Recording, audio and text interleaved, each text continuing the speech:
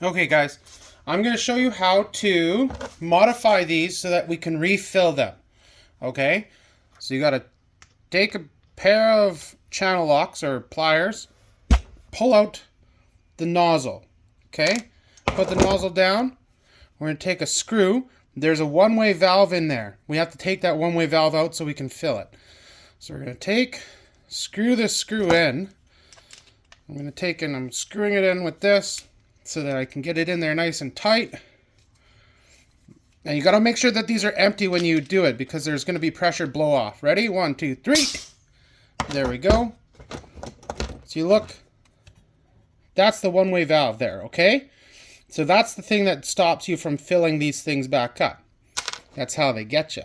So now we have the one-way valve removed. We're going to take the regular valve.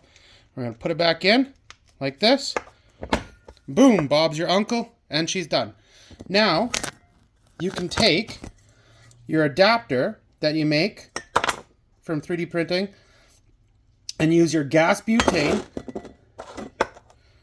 You flip her over, put it on, and then she fills right up. Now, this one's empty, but when you're filling it, make sure to fill it about the same as when they come, because you don't want too much pressure in there. So usually my rule of thumb is I go to this line of text here. That leaves about a 1/4 to 1/2 inch in the bottle.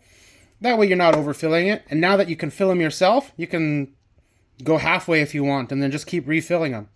Anyways, that's how you do it. See ya.